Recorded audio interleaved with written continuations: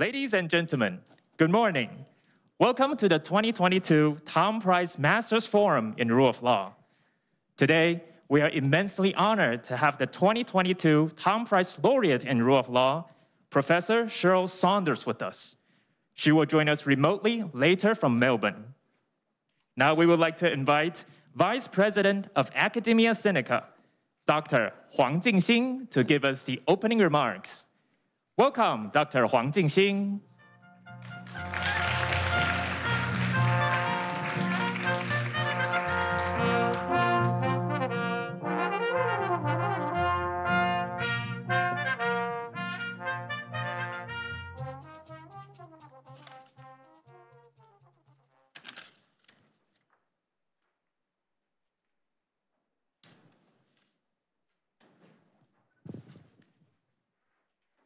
Good morning, Professor Saunders, Professor Wang, Professor Ye, distinguished guests, ladies and gentlemen. Warm welcome to 2022 Tang Prize Master Forum Rule of Law. It's my pleasure and privilege to open this event on behalf of the Academia Sinica. We are very happy to receive the invitation from the Tang Prize Foundation this year to hold this meaningful event jointly. And we would like to thank the National Taiwan University College of Law for the great assistance in moderating this forum. Although the pandemic has changed our plan, we are still honored to have the opportunity to invite Professor Saunders to give us her insight through the internet and to spread her thought worldwide. Professor Cheryl Saunders is the 2022 laureate of Tang Prize in Rule of Law. She is a pioneer in comparative constitution law and an academic practitioner who applies her scholarship to inspire and advise constitution-making exercises with vision, wisdom, and persistence. She also consistently engaged with local experts and scholars to share comparative constitution knowledge. Today, it's a great pleasure that young scholars and activists get together to talk about public participation in Taiwan.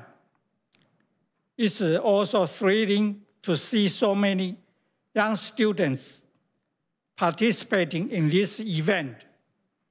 Conversation with diverse perspectives and dialogue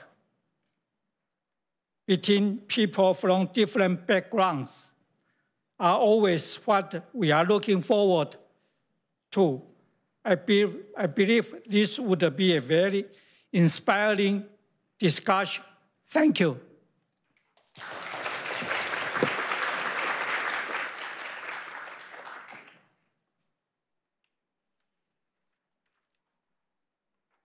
Thank you, Dr. Huang. Now, we would like to invite the Dean of National Taiwan University College of Law, Dr. Wang Huangyu, to say a few words.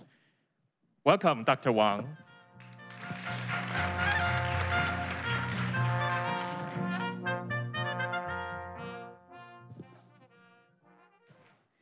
Good morning, Vice President Huang, Professor Ye, Professor Tang, and Professor Saunders. And ladies and gentlemen, I'm very honored to be here for the Tang Prize Masters Forum in Rule of Law. It has been 10 years since the Tang Prize was established. We know that the spirit An idea of the Tang Prize in rule of law are to pursue justice, peace, improvement of human rights, and sustainable development. In the past 10 years, we have seen the laureates of this prize make continuous efforts to advance developing countries' recognition of and respect for the rule of law and human rights. They also fight against poverty and inequality and speak for disadvantaged immigrants and prisoners' fundamental rights. This year, the laureate of this prize is Professor Cheryl Saunders. She is a world-renowned constitutional law scholar, devoting to the study of comparative constitutional law. At this critical moment, when Taiwan is going to amend its constitution, I believe that the speech delivered by Professor Saunders today will enlighten us and help us rethink various issues of constitutional change and engineering. Finally, I wish the forum today the best success. Thank you very much.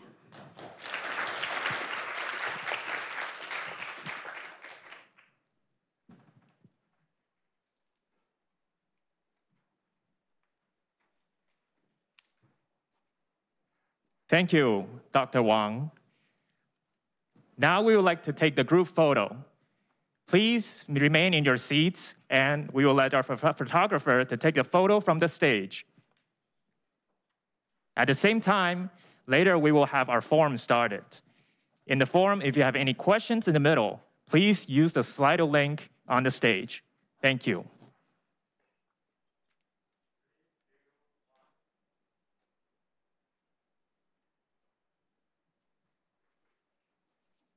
Thank you. Now, let us welcome the moderator of the forum, Chair Professor of National Taiwan University, Professor Ye Junrong, and the discussant, Deputy Director of Taiwan Youth Association for Democracy, Mr. Lin Yanting, Director of Awakening Foundation, Ms. Chen Wenwei, and Research Professor from Academia Sinica, Professor Su Yantu, to the stage. As a reminder of our online viewers, if you have any questions throughout the middle of the forum, please click on the Slido link below and submit your questions there. Thank you. Professor Ye, the floor is yours.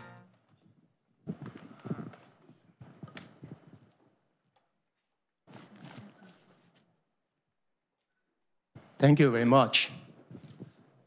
Ladies and gentlemen, it is our greatest honor to have Professor Saunders with us today for this Masters Forum. On June the 21st, I had the privilege to open the sealed letter and announced that the 2022 Tang Prize on the Rule of Law laureate goes to Professor Cheryl Saunders. We were very happy about that, and she certainly deserves it because she is a lifelong contributor to constitutional legal scholarship and also constitutional making in the region and beyond. Many of us may wonder why constitutional law and constitutional practice is so critical to various societies, particularly a society like this one, confronting lots of challenges to transformation and also looking for a better future, notwithstanding all of the challenging circumstances that presented in the globe and in national and local levels that we witness every day. Like yesterday, we just witnessed an earthquake here in Taiwan. Resilience and also capacity building has been a job for all of us. Professor Saunders has been described by the selecting committee as an academic practitioner and also a trailblazer in comparative constitutional law scholarship and also constitutional engineering. She has been a renowned professor on constitutional law in Australia, of course. She has been a laureate professor in Australia. Very well recognized constitutional scholar in common law jurisdictions. Actually, I should say in the globe, as she was the president of the International Association of Constitutional Law when she made tremendous contribution to sort of set up a platform for constitutional lawyers and constitutional scholars to exchange their idea to make a better society for all the nation and state in the world, particularly sort of set up a networking for constitutional scholars, senior and young, to exchange their ideas has been remarkable. More importantly, she focused her work in practice. She is not a renowned professor in a classroom or in her study room only. Her constitutional footprints has extended not only in Australia, in UK, in Europe, but Africa, Southeast Asia, Middle East, and beyond. She has helped involve, participate, and advise constitutional development from South Africa, Egypt, Zimbabwe, the Philippines, Bhutan, Nepal, recently Myanmar. She also get involved in all kinds of academic and practical practice in almost every part of the world.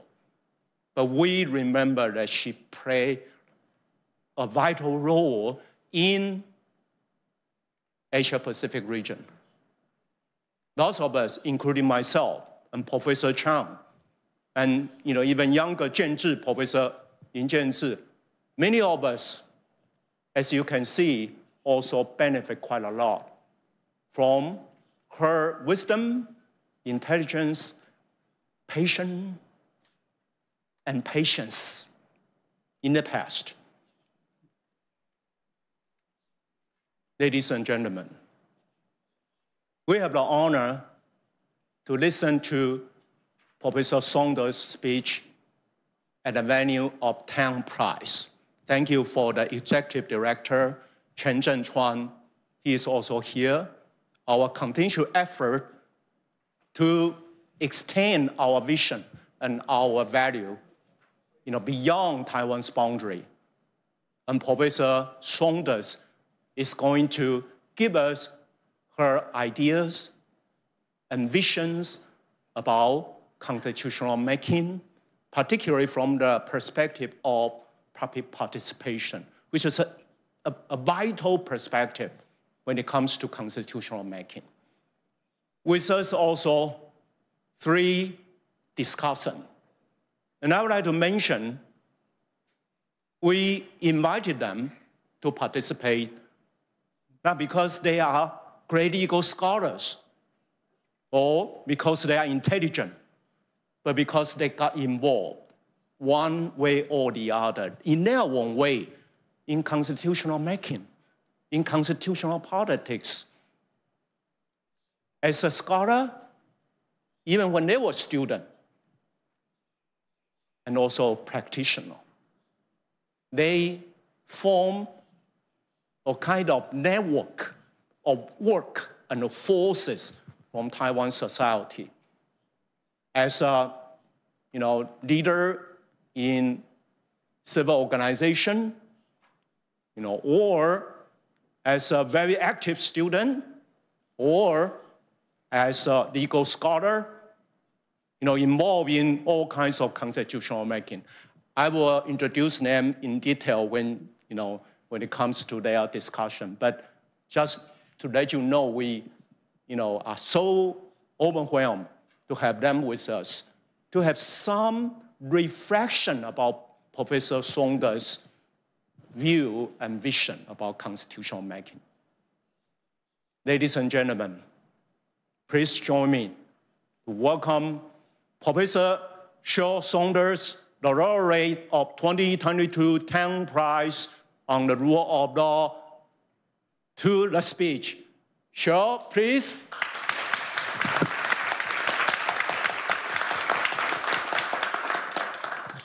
Well, thank you, Professor Ye, for that extremely generous welcome and also for your collegiality and support over many years. Vice President Huang, Dean Wang, thank you also for your very kind welcome to this forum. To the distinguished discussants, thank you for undertaking this task. And to colleagues and students, thank you for being here today. And can I extend my sympathies to all of you for the news about the earthquake, which I read about this morning and was very sad to see. Now, it's a great pleasure and privilege to be able to speak to this Masters Forum today and to mark 10 years of the award of the prestigious Tang Prize in the Rule of Law, and I'm very honoured to be the latest laureate. I only regret that the forum is taking place virtually. I've been to the wonderful and welcoming campus of NTU many times. I think I may even have spoken in the hall that you're all sitting in at the moment. I'm very sorry not to be there again today, and I hope that it will be possible for us all to meet in person in the not too far distant future. Because I'm speaking from Australia, however, let me begin as I normally would with an acknowledgement of country. I acknowledge that I'm speaking from the lands of the Wurundjeri people of the Kulin Nation, and I extend my respect to their elders, past, present, and emerging. And so let's get the forum underway, and I will begin by sharing my screen, or at least trying to. Okay. Right. So, as Professor Ye has mentioned, this afternoon's topic is public participation in constitutional change, reflections from a comparative perspective. That was the title suggested to me by the organisers, and I accepted very readily because this is an important topic. It is highly topical. And it deserves more thought than we commonly give it. So it's a very good choice, I think, for today's forum. I should warn you, however, that I'm treating the subject pretty broadly. I'm taking the notion of public participation broadly and the notion of constitutional change to include both constitution making and constitutional amendment. And we will range quite widely over comparative jurisdictions. Treated in that way, it's also quite a complicated topic. So in the time available, we'll only be able to trip over it lightly. But I hope that we can deepen our consideration both through the discussants and in the question time at the end. I'll be pursuing a few themes through what I have to say. One is the interdependence of representation and public participation in the context of constitution making and change. I'm going to argue that they're both potentially competitive, but also potentially mutually reinforcing. And I hope also to show that both of them are continuing to evolve separately and in combination with each other. So there's a story about public participation, there's a story about representation, and there's a story about how they interact with each other. And I think that interaction is likely to be enduring over time, whatever that means, although there are challenges to how both of these systems work, and we'll see that as well. The second theme is both theory and practice. We'll be considering public participation on a theoretical plane and in practice. And one of the reasons for that is that much of our current interest, concern about public participation is essentially practical. But of course, it builds on our theoretical understanding of the role of the people in underpinning and providing legitimacy for a constitution. So we'll try and see how those two sets of perspectives interact. And then finally, a final theme, we'll be considering similarity and difference in global constitutional theory and practice. It's impossible to give a comparative constitutional law talk these days without considering the impact of globalization, but at the same time acknowledging the continuing existence of diversity. And we'll talk a little bit about that in a moment. And the final point I should make from this slide is that I will also be using case studies.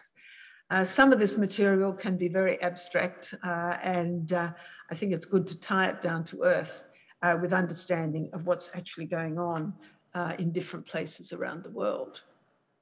So in terms of the structure of the talk, I'll begin in a moment by outlining the case studies, and I want to use them for several purposes. One is to identify different forms of public participation, and we'll see that those forms range from the systemic and organised to relatively informal public participation, which I'll actually refer to as public engagement. And we want to note the ways in which the case studies intermingle public participation and representation. And then at various points during the course of the presentation, I'll come back to the case studies to illustrate particular points.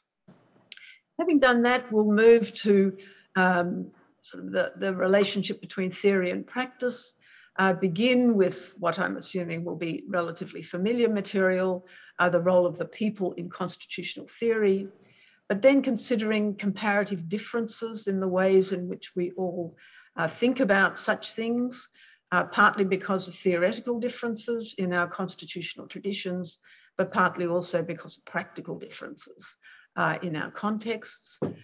Then I'll say something about the impact of globalization on these differences. And finally, move to a very topical current issue, which also illustrates the way in which theory and practice interact. And that's the question of unconstitutional constitutional amendments, the possibility that you might make an amendment to a constitution, which is not only regarded as unconstitutional because you haven't followed the process, but it is regarded as unconstitutional in substance. And I know that there has been experience of this in Taiwan. And then finally, under this heading, we'll consider how theory is now enhanced by the practice of constitutional, of public engagement. Then I want to pause to say a little bit again about the evolution and continuing evolution of the relationship between public participation and representation. And I'll conclude by talking about three current challenges for public participation in constitutional change: the impact of external or global influences, the need to balance public participation and elite buy-in, using the term balance very loosely there, of course, and then finally something about the purposes and modalities of the referendum. So now let's think about the case studies. I've chosen 5, very appropriately. The first one is Taiwan. where I know you have a pending constitutional referendum on, I think, the 26th of November. And under your system, as I understand it, the constitutional referendum is initiated by the legislature. It's a difficult process both to pursue the initiation and to pursue the referendum. And as I think I'm right in saying that this is the first referendum for constitutional change that's been held in Taiwan. The second case study, also appropriately, is Australia, where also there's a pending referendum, as luck would have it. We don't yet have a date for our referendum, but it will be on the subject of provision of a body in the Australian Constitution to provide what's called a voice to the national government and parliament from the First Nations, from the Indigenous peoples of Australia. Australia has had a referendum procedure for constitutional change for the last 120 years. It's attempted relatively often, but rarely succeeds.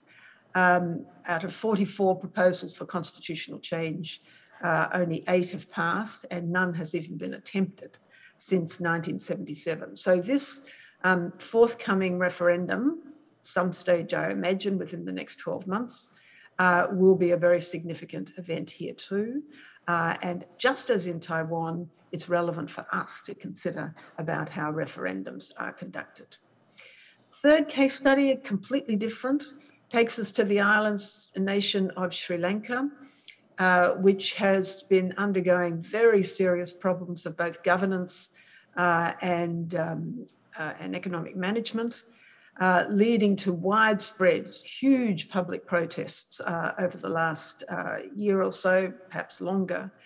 The protesters sought really major constitutional change, potentially in the form of a new constitution.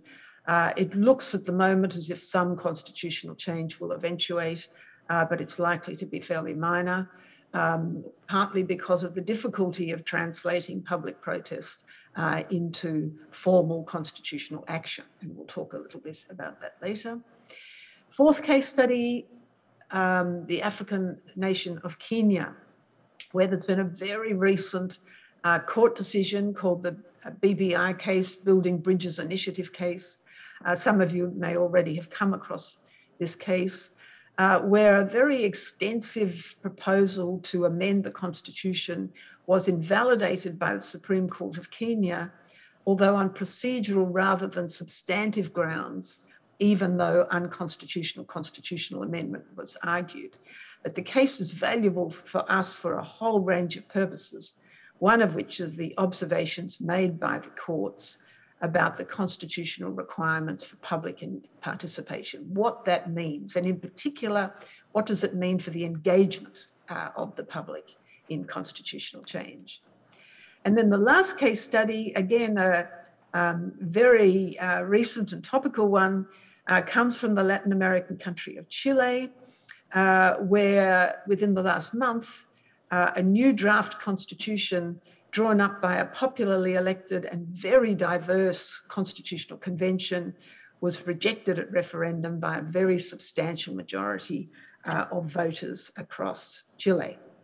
So a wide range of different cases, but all of them bearing on our topic in one way or another.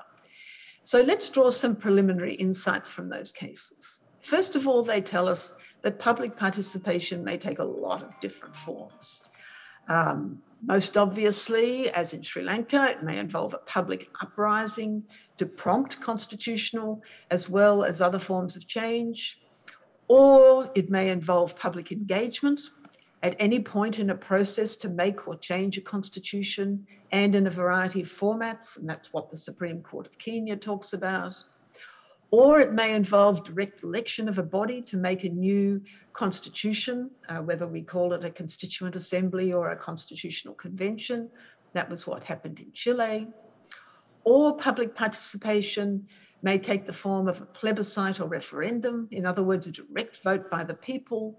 And that may do several things. It might authorize the beginning of a constitution-making process, or it might be used to ratify a new constitution or constitutional change. And in Chile, they used a referendum both at the beginning and at the end of the process.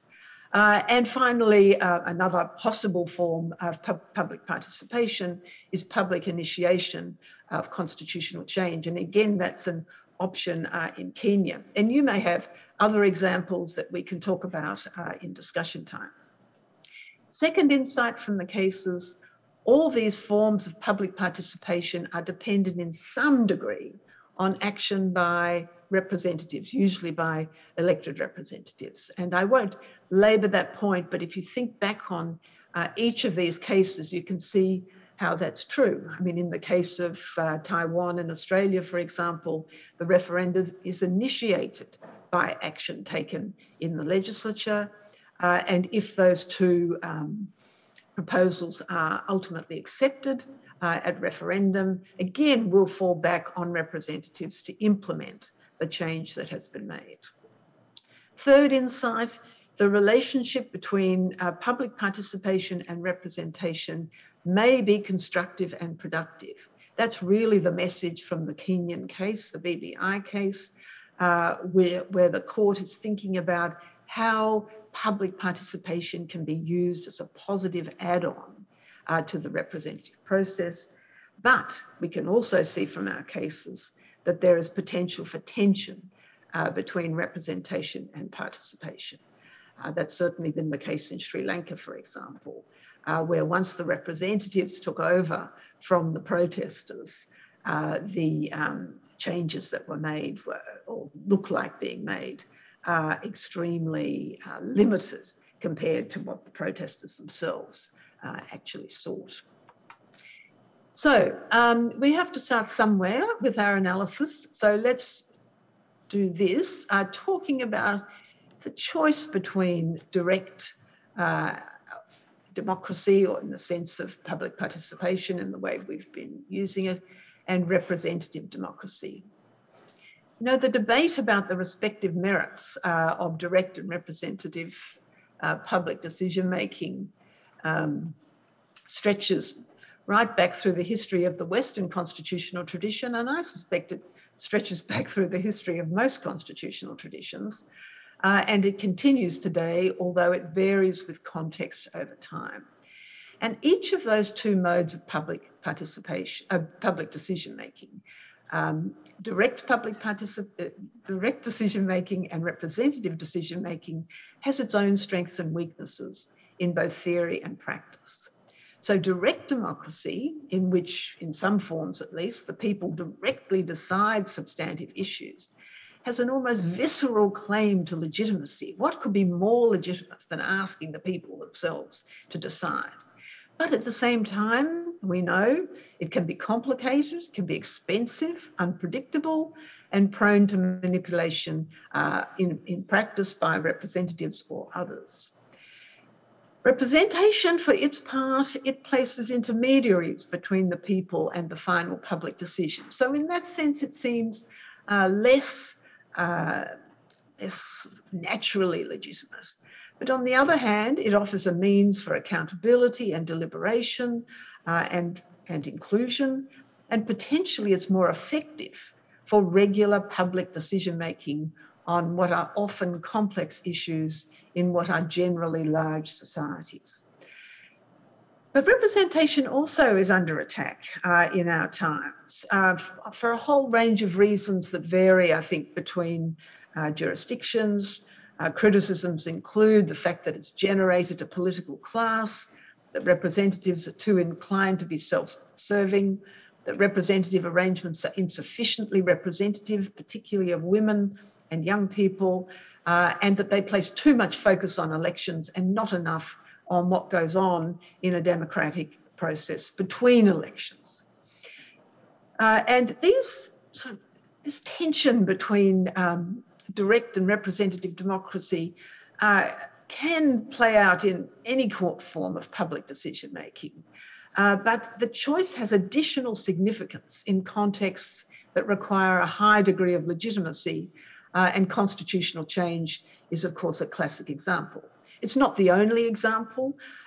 We also see public participation and direct democracy being used in cases of secession, as in Scotland, for example, or in cases where countries divide. But we're talking about constitutional change here, and that is a classic example of a situation where the stakes are high, where sovereignty is involved, and there may be a real need to choose between or find a new balance between direct and representative democracy.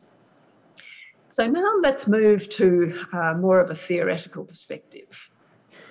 The central role of the people, which really underpins this notion of public participation, and the techniques of representation have been combined in a way that's critical to the story of the legitimacy of written constitutions. The idea that the people provide a source of authority for the constitution is a story that builds the legitimacy of a constitution as the core instrument in our system of constitutional government. Now, on one familiar version of this story of the role of the people, which is associated with the French Revolution, the people are the constituent power. They provide the authority for a constitution drawn up by what's typically called a constituent assembly. And the assembly may theoretically be sovereign, but in practice, it's composed of representatives. Such a constitution typically provides for its own amendment in ways that are more demanding than the ordinary legislative process, but falls short of an exercise of pure constituent power. It's derived constituent power at best. And consistently with this story of the role of constituent power, it's theoretically possible for the constituent power to revive at any time, to throw out the old constitution and to make a new constitution. I say that's theoretically possible because in practice, of course, it's extremely difficult. But over time, the claim that this story makes to conferring legitimacy on the Constitution has often been strengthened in various practical ways. Strengthened by adding a referendum to the beginning or the end of the process, or both, to emphasise the fact that the Constitution is made by the people. And more recently, it's been strengthened by providing for other types of interaction with the public during the constitution-making process. Now, that's one story of the role of the people in underpinning the legitimacy of a constitution. And all constitutional traditions have a story of some kind to explain the supremacy of a written constitution. But not all of them share exactly that story in the same way. Some countries have a less developed notion of constituent power. That's certainly the case here. And therefore they have a less developed notion of the consequences of constituent power, relying instead on a looser notion of popular sovereignty, as in the United States, and many of us have picked up that tradition. Some countries still have a culture of parliamentary sovereignty or supremacy. I think Sri Lanka is an example where they move easily to the assumption that significant constitutional change can be made by the legislature alone. Another different context, not all constitutions can be attributed to an exercise of constituent power at a precise time. Sometimes these are described as transitional. Professor Ye has described the Taiwanese constitution in that way. And in these cases, constitutions may, for example, have evolved over time as democratization occurs. So you don't have the big bang moment when the constituent power makes its move. The constitution becomes a democratic constitution gradually over time. A third different context, many constitutions are made or shaped in various but significant degrees by external influences. Japan at the end of the Second World War is an example, and I'll come back to those external influences towards the end of the talk.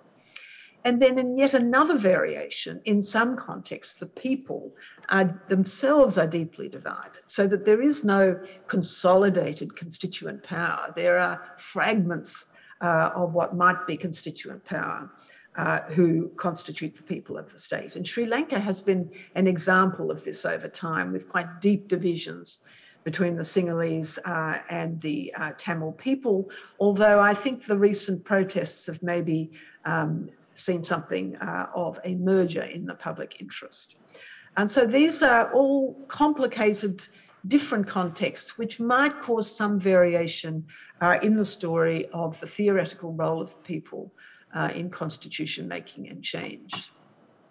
However, now we need to take account of the influence of globalization, because the current very deep, very distinctive phase of globalization clearly has caused some considerable homogenization of constitutions across the world.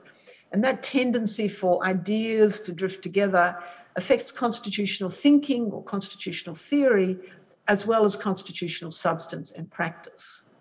My own view is that it has by no means eliminated diversity, which is very real, but it has tended to rearrange diversity and sometimes conceals diversity in constitutional systems across the world. For present purposes, I'm mentioning it because it's caused the stories of the role of the people as authority for constitutions to converge, at least superficially, notwithstanding those underlying differences that we noted on the earlier slide.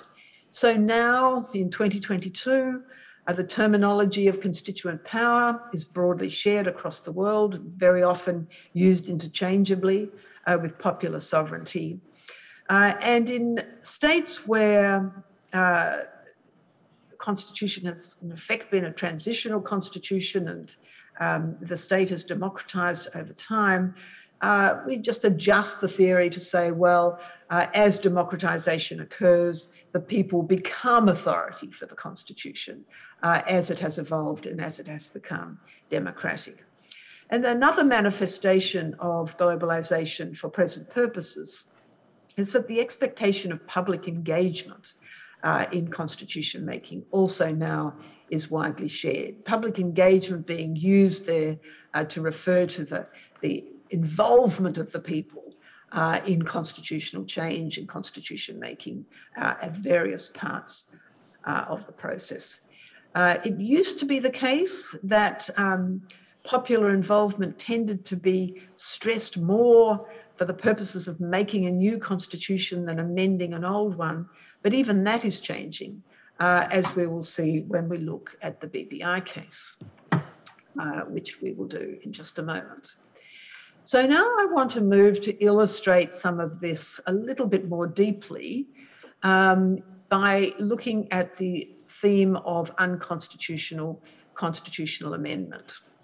This has been a theory and a practice that has spread very widely across the countries of the world over the last 10 to 15 years in particular, but also over a longer time, as we'll see in a moment. But I'm using the spread of the idea of constitutional amendment to show how constitutional ideas might converge under the influence of globalization, but still without eliminating difference. Now, the idea of constitutional amendment that we're playing with here is the one I described at the beginning of the talk, the idea that a change is made to the Constitution that follows the proper constitutional amending process, but is nevertheless held by a court to be invalid because it exceeds what the process is allowed to do. Now, historically and conceptually, that approach to constitutional amendment is underpinned by the story of constituent power. The idea is that the constituent power has put this constitution in place, it's put an amending procedure in place, but there are limits to what can be done with that amending procedure. And in particular, you can't rip the heart out of the Constitution. You can only amend it up to a certain point. Now, and you can see how there's a link there with the theory of constituent power, because it assumes that the constituent power has limited what can be done. Now, this approach to constitutional amendment sometimes is manifested by express limitations on the substantive power of amendment. So in a country like Germany, for example, or a constitution like Germany, there's a provision there that while there is a process for constitutional amendment, says, but there are parts of the constitution that can't be changed. They are the parts dealing with democracy, federalism, rights, so etc., and they are limits on the amendment power. So that's the makers of the Constitution expressly making that point. But the doctrine that's developed in recent times doesn't rely on those express eternity clauses of the kind they have in Germany. On the contrary, it assumes that courts can find, by a process of constitutional interpretation, that the limits of the Constitution amendment power have been exceeded. One of the countries that was the first to make this sort of finding was India. The modern doctrine is usually traced back to India, where the Supreme Court of India said in the 1970s, the basic structure of the Constitution cannot be amended by the Constitution amending process. More recently, the limits have sometimes been described in terms of identity of the Constitution or even in terms of the idea of democracy itself. Now, even though this doctrine has become very much more prevalent across the world in recent times, it also hasn't happened everywhere. And I've given you two examples here on the slide. In Ireland, the courts have said, well, we don't accept that doctrine. In Australia, the issue has not arisen, but I would be astonished if the Australian courts accepted it. And if you look at those examples of countries that have accepted it and have not, there are lots of variables at work. Some of the variables are simply constitutional tradition or the role of courts, but others take us to the question of what does the constitutional amendment procedure involve? If it's already fairly popular, if it already involves the people directly, maybe there's no room for the argument of unconstitutional constitutional change. That is the case in Ireland and Australia. And if we compare those amendment processes with, say, India, where the constitution is relatively easily amended by the legislature, you can see how those differences arise. On the other hand, this is not a reliable rule of thumb. There are also plenty of countries where the referendum is used, which do accept the doctrine of unconstitutional constitutional change. So this is where the BBI decision comes in. BBI, as I said earlier, means Building Bridges Initiative. The decision relates to the Constitution of Kenya, a relatively new constitution dating from 2010, described by the court in the BBI case as being progressive and inclusive and providing a shared vision and a common agenda for the people of Kenya. A very important accomplishment, as I'm sure you'll agree. And one of the reasons for the excitement about the Constitution of Kenya is that it replaced, through a very difficult and drawn-out process, it replaced a constitution that had in fact provided a framework for authoritarian and pretty ineffective government, in which the constitution had been frequently amended by representative institutions alone.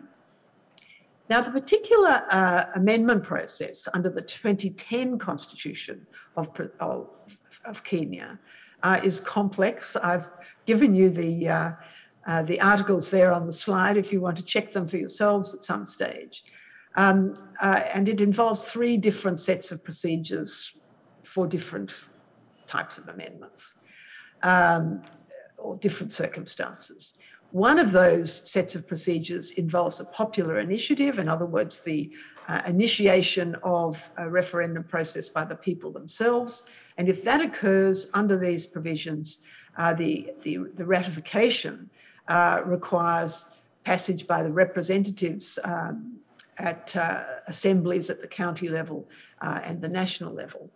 But the amending process also says, and this is a cross-cutting process, if the changes are significant, in addition to these steps, popular initiative, representative approval, there also needs to be a referendum. And so you would need a referendum, for example, if constitutional values are at stake, or the Bill of Rights, or the presidential term limits, or the essentials of the system of devolution and some other matters. Now, the BBI case arose when there was a wide-ranging constitutional amendment, and that was challenged on grounds that huge number of grounds. I can't possibly do justice to the complexity of the case.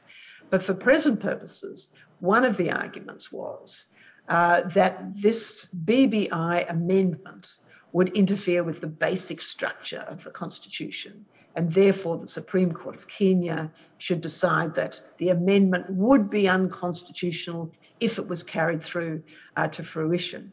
And other arguments included that the president had had too much of a role in prompting the popular initiative. If there's going to be a popular initiative, it has to come from the people, not be managed from the presidential office. Now, in the outcome of the case, the challenge to the validity of the attempted amendment succeeded, but it succeeded basically on procedural rather than basic structure grounds. So, or rather than on unconstitutional constitutional amendment grounds.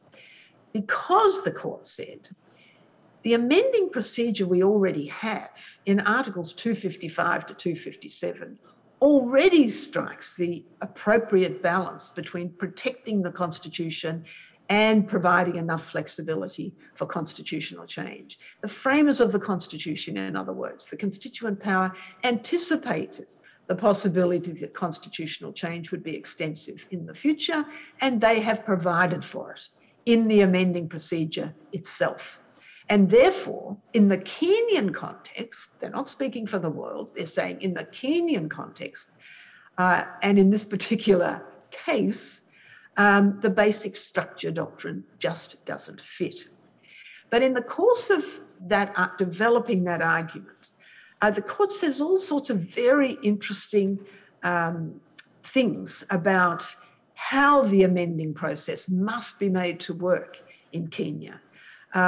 So they say, our amending process is elaborate enough for us to say that there's no room for the basic structure doctrine, but the amending process must work so as to engender the participation of the people, must provide deep public participation, must provide the active involvement of all types of people at all stages of the process.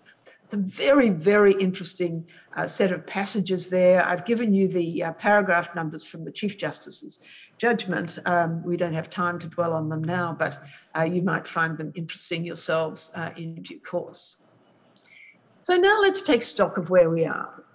What the current state of play with interdependence of representation and public participation. So we've seen that public participation takes multiple forms in the context of constitution making and change. We've seen that all of those forms, maybe almost all of those forms of public participation are dependent on representation to some degree to initiate public participation, to design it, to implement the outcomes, and so on. And really that's almost inevitable given the nature of public participation. And we should talk in the discussion time about whether that's entirely true or not. But the next point is this. The converse also seems true. It's not just that public participation is now dependent on representation. Representation is now becoming dependent on public participation, at least in constitution making and increasingly in significant constitutional change. So why is this happening? And maybe there's a lot of reasons, and maybe the reasons are different in different parts of the world. Maybe we now just expect more of democracy. We expect that in a democratic system, the people can be actually involved in matters, in cases where it matters. Or maybe there's just a greater appreciation of diversity and that different people may have different views, so that it's important to involve people who would normally be underrepresented in the ordinary representative process. Or maybe it's because there's disenchantment with the representative process in the sorts of ways that I indicated at the outcome. Or maybe there are just simply practical reasons. In the modern world, it's possible to involve the people more actively in important public matters. And if it's possible, then we should do it. Now, this process of evolution that I've sketched so quickly over these slides is continuing. And the purpose of this slide is just to draw your attention to some of the changes that are already underway. And you know, you can pick up any newspaper once your consciousness is aroused to this, and you can see further examples of this in action.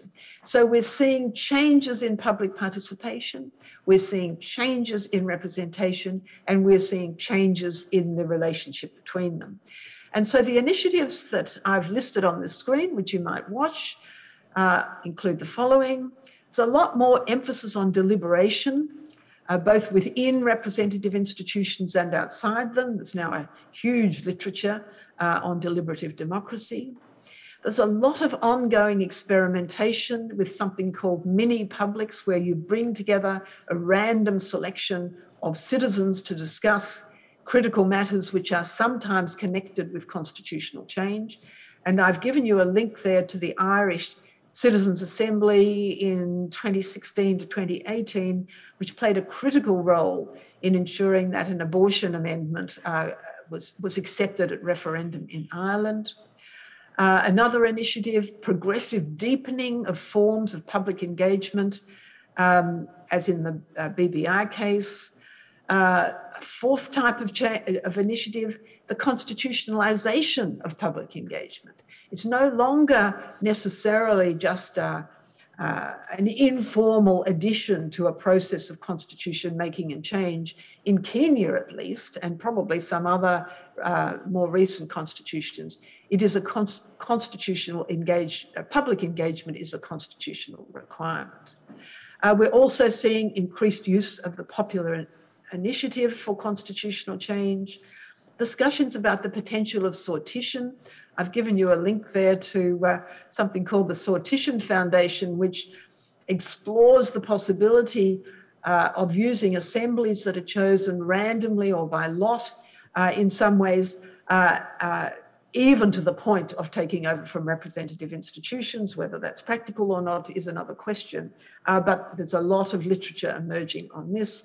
And of course, there's potential for very creative use of social media. Meanwhile, there are three long-standing problems, and I know I'm running out of time, so let me finish with these quickly. One is the international dimension. This emphasis on public participation that we've been talking about is consistent with the idea of a constitution as a quintessentially national instrument. It's a symbolic national instrument, and it provides a practical framework for government.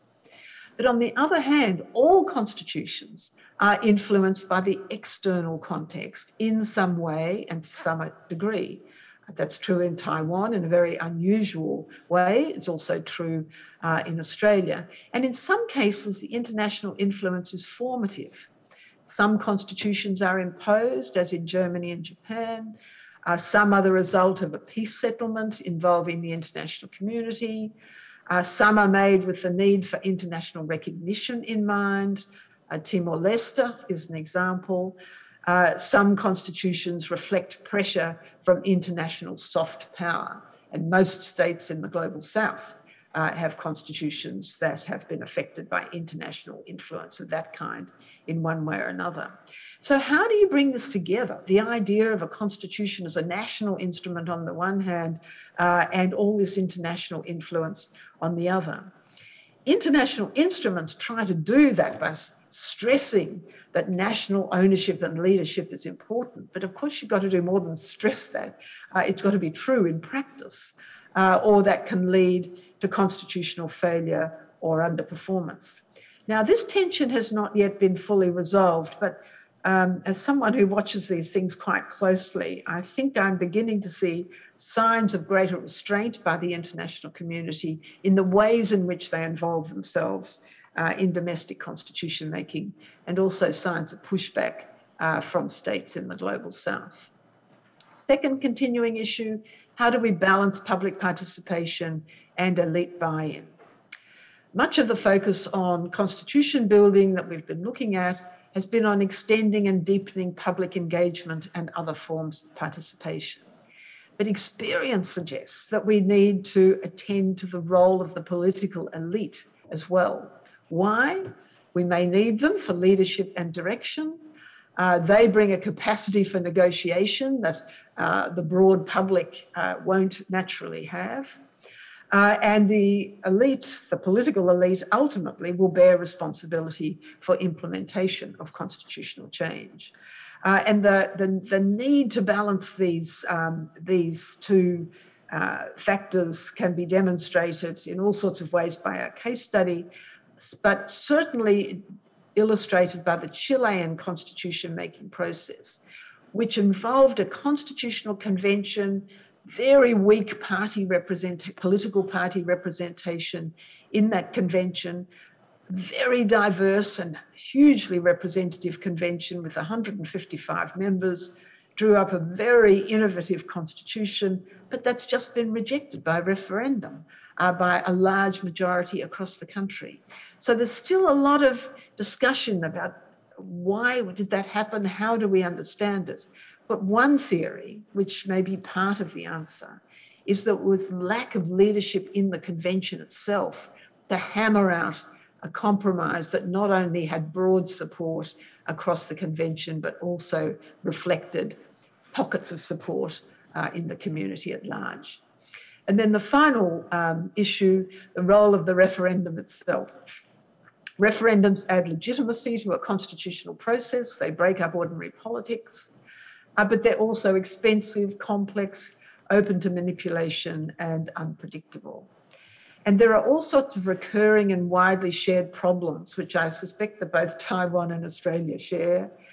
Should there be multiple issues in the same question? Should referendums be held with an election? How should people be informed about referendum proposals? And should the people themselves be able to initiate referendums? And so the thought I leave you with at the end of this slide is, does the answer to some of these questions depend on how we think about referendums? In Australia, they tend to be treated as sort of an unfortunate add-on to the representative process. It may be that the answer to some of these questions lies in thinking of a referendum as a distinct form of public decision-making that attracts its own needs for a particular process and its own needs for information. And my sense is that that's the way in which thinking about these issues is moving. So, final reflections. Public participation has become increasingly important for both the theory and practice of constitutional change, and the significant experimentation with making it effective. Almost every form of public participation has an interactive relationship with some kind of representation, and that relationship also is continuing to evolve. Public participation in constitutional change is undoubtedly a global trend, but the forms it takes, the balance with representation, and its effectiveness in practice varies with local context, and aspects of context may be tradition, socio-economic conditions, constitutional culture, geopolitical pressures, and other factors. And there's still much to be done through both theory and practice to maximise the potential of public participation and representation for healthy, democratic, constitutional development. So thank you very much, and I'm very sorry to have gone over my time.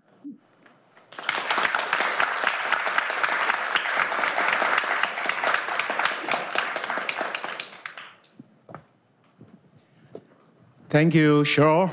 That was great and wonderful. We all benefit quite a lot from your such passionate and insightful remarks, and we have lots to talk about and lots to learn. In the context of Taiwan's constitutional moment, that is to test the constitutional revision mechanism as specified in 2005. That was the last round of constitutional revision. And now we are testing whether we can survive that extremely high ceiling, not only in the congressional vote, but also for public referendum. And that's why the whole society is wondering whether Taiwan is going to, successfully go through this constitutional referendum or not, or it's going to follow Chilean example or possible failure. And that's why we have lots of concern from the citizen group, from the society, from the government, and particularly the referendum is going to be in conjunction with the, one of the major local elections, the election for mayors. So you talk about lots of the dynamics, including the relationship between election, participation, representation, and deep down into the deliberation. So we have three discussion, and sure, I will promise you this is not an academic conference, so they are not a reviewer or discussion in any sense, with regard to your speech. They are reflecting their ideas, and even in some respect, even their experience, good or bad, and maybe sort of link to one way to link your remarks. Let me introduce these three discussion. The first with us and down far in the far end is Yanting. Yanting otherwise go by Eddie. Is the deputy director for Taiwan Youth Association. And she was also president of the National Taiwan University Student Association. That means he has been pretty much involved in all kinds of public matters in his capacity as a student and beyond. We are very happy to have you with us, and I'm sure you have lots of inspirational ideas and also some questions, maybe some puzzles while observing Taiwan's constitutional development.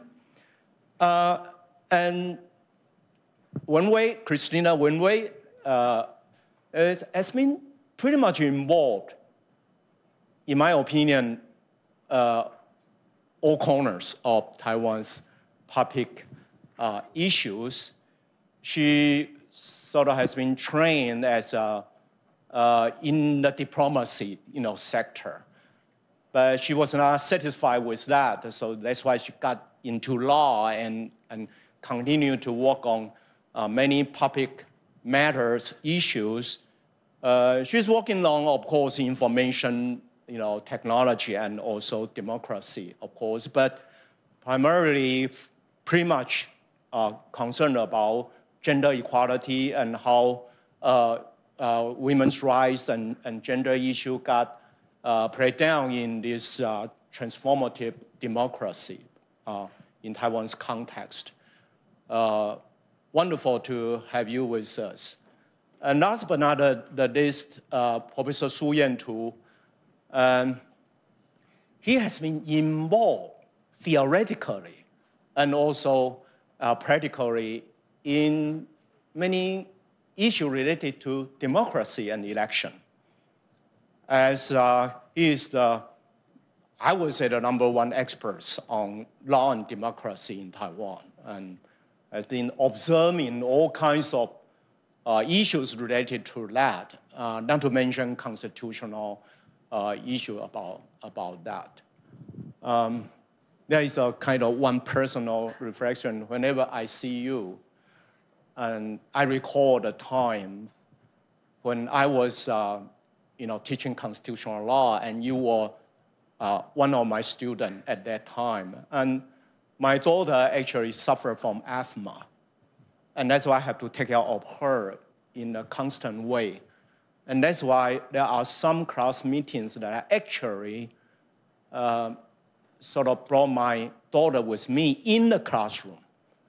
And so my daughter was at that time, elementary school student, and she was also your classmate at that time. And Yantu has been very, very involved in all kinds of constitutional issues and particularly competitive constitutional matters. And I think our discussion would have a very sort of pivotal and also very critical fraction of the issue that Professor Saunders so nicely brought about to us. Shall we begin with Eddie? Eddie, you have the floor, please. Thank you. Thank you, Professor Ye, and thank you so much for the presentation, Professor Saunders. Good morning, ladies and gentlemen. My name is Yan-Tin Lin. You can just call me Eddie. I'm the co-founder and deputy director of Taiwan Youth Association for Democracy, Taiwan 青年民主协会. I'm grateful for Tom Price's invitation to be here. It is my great honor to be on this stage again since the last time being the valedictorian of NTU Law class of 2019. Today, rather than being a commentator, I'd like to say I'm more like to echo Professor Saunders' idea that public participation has become more and more critical for the advocacy of constitutional change, especially in Taiwan in recent years. Considering the time limit, forgive me, I will skip the introduction to the pending amendment and leave the professional legal discussions for the following scholars. I'm going to share with you from the perspective of youth advocates what we've done and what we are doing right now for the coming constitutional referendum to lower the voting age and the age of candidacy from 20 to 18. This photo was taken on March 25th this year. It was on Friday, but as you can see, nearly 100 high school students voluntarily asked for leave. They hope to witness the historical moment and experience a more inspiring civic education class on the street. Because at the same time, legislators were in the chamber and voting to decide if the constitutional amendment to lower the voting age could be cleared and sent to referendum. What surprised me was this event did influence the outcome. After the legislature passed the bill, the opposition party told us that in their internal meeting earlier, some of their legislators lobbied their college to vote yes. Meanwhile, they mentioned those students gathering outside won't forgive them if they change their minds and broke their promise to support the amendment. So from this single case, I believe it perfectly proved that public participation could indeed play an important role. However, not every advocacy can go well like this. In fact, most of our efforts failed, or we can say not immediately paid off. To be honest, those experiences frustrated us time after time. In 2014, NGOs like Taiwan Alliance of Advancement of Youth Rights and Welfare's 台湾少年权益福利促进联盟 believed it was the best timing for Ma Ying-jeou administration to initiate constitutional amendments in 2014. Because it was his second term, he didn't need to worry about running for re-election. To urge the government to react, they launched National Teens Voting Day first time in 2014, which was a series of simulated polling events in high schools nationwide for mayors and a referendum to lower the voting age. In 2015, Constitutional Amendment Committee in the legislature was finally established, but it eventually failed to pass any constitutional amendment due to political calculations. That was the beginning I started to commit to this advocacy when I was a freshman at NTU. The initial thought was quite simple. I was 18 years old, and I believe I knew more political knowledge than most elders, but why I couldn't vote? From 2015 to 2019, although we did realize that the constitutional amendment wouldn't happen in a short time because it was President Tsai's first term, we kept maintaining the momentum by lecturing in high schools and universities. You can see my partner, Harry, another NTU law alumnus, interacting with those teenagers and guiding them to think about why young people's opinions should be valued equally in the society. The positive feedback we received encouraged us to found Taiwan Youth Association for Democracy in 2018. We not only keep advocating for student rights, youth rights, and also civil rights for 18, but we also work on empowering teenagers through holding diverse programs like summer camps and simulated referendums integrated with student association elections, as you may see. Even in 2020, we invited all presidential candidates to exchange views in person on their platforms for use. Those movements all assisted us in showing the public that the young generation is well prepared to participate in civil society, and it's time to give these legal adults voting rights. During our advocacy, interestingly, 3 countries in East Asia lowered their voting ages, separately including Japan, Malaysia, and South Korea. Those presidents provided more cards to us to leverage to the government to put more resources into educating the civilians to eliminate public concerns and myths against allowing 18 to vote and run for the office. Japan was a good reference for us. This page you can see is from Japan Ministry of Internal Affairs and Communications. The government even invited a famous actress to endorse lowering the voting age in 2016. We were happy to know our Central Election Committee invited the famous Taiwanese baseball player Guo Hongzhi this year to promote the constitutional referendum. It was probably a good start because not all actions for constitutional change need to be initiated by civil society. We also noticed some efforts from Japan's private sector to convince Japanese people that lowering the voting age is a global trend.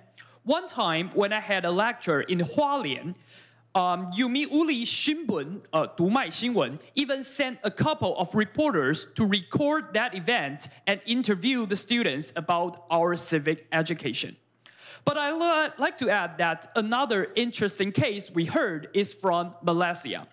They amended their constitution to lower the voting age in 2019. And we had exchanges with Malaysia's youth committees. And they told us that the amendment there basically stemmed from politicians' idea instead of public initiatives. In 2020, President Tsai's second term started. Taiwan NGOs and experts believe President Tsai would try to build some political legacy through amending the constitution. We raised several proposals, including reforming the electoral system of the legislature and adding human rights clauses and so on. On the other hand, we kept trying to maintain this issue being exposed to the public through different relevant approaches. For example, we continuously lobby the legislature to amend the age of majority in civil codes. And fortunately, we succeed.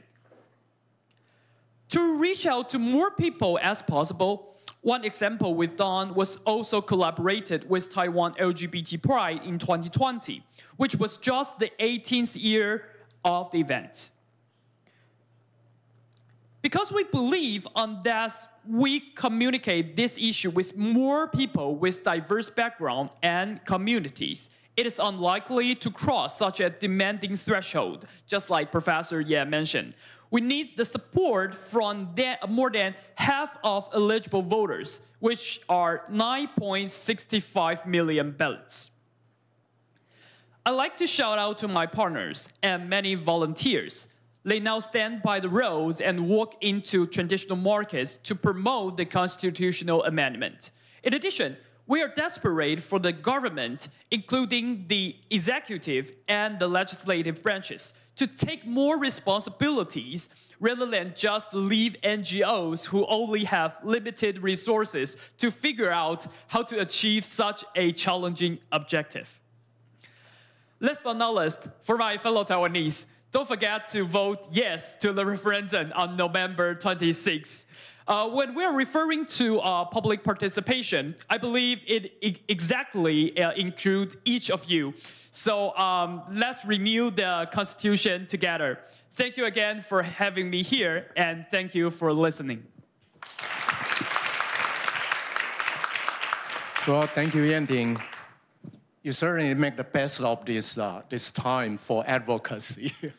It's pretty much in tune with what we are talking about as public participation, participation in constitutional revision.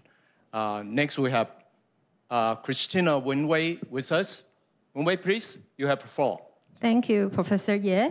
And thank you, Professor Saunders, and all the distinguished speakers here with me, and most importantly, all the young intellectuals here.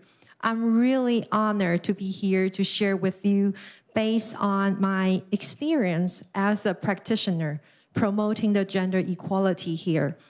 As you have known, I have been involved with Awakening Foundation, which is 妇女新知基金会, since I was a graduate student. Really, it really all happened here in NTU Law when I was a student, and I was able to channel and to network with these public civil groups.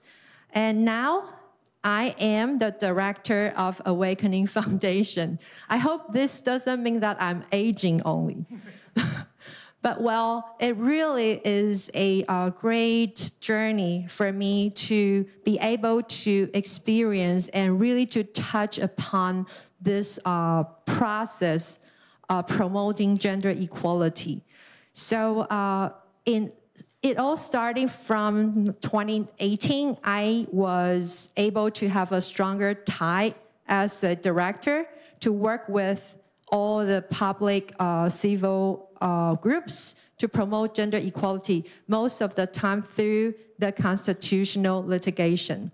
So first of all, I would like to emphasize that from the perspective of NGO activists, in the past decades, our main channel relied heavily on, as I mentioned, constitutional litigation. You can see from the slide here that there have been plenty of constitutional decisions tackling and promoting gender equality. You will see from this slide that finally women have the right to decide their residence in wedlock. You will see women's right to work at night. You will see women's right to inherit the property. All are protected through the Equal Protection Clause of the Constitution as rendered by the Constitutional Court. As this is not a constitutional class here, so I'm not going to dig into all these cases.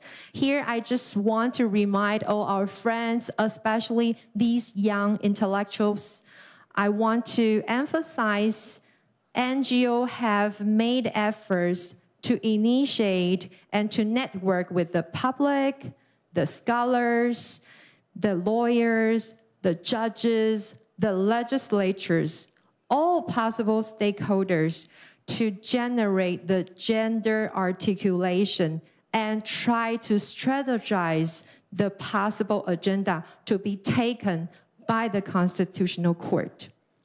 However, I would say even with all these milestones in hand, it is still very rare for NGO activists to be able to really say that we are involved in the direct constitutional making, especially in Taiwan, because the Constitutional Court has played and should play, as you are learning now, a passive role in the constitutional legal system.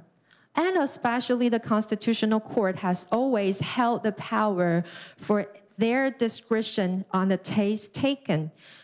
So with that conditioned, I have to say, most of the time, the NGO's work through the constitutional litigation is more like the Sisyphean's work, which is we do our best, we brainstorm, we hope for the best and prepare for the worst.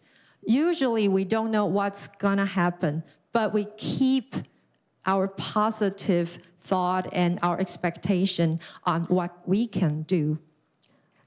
But recently, such a situation has changed a little bit.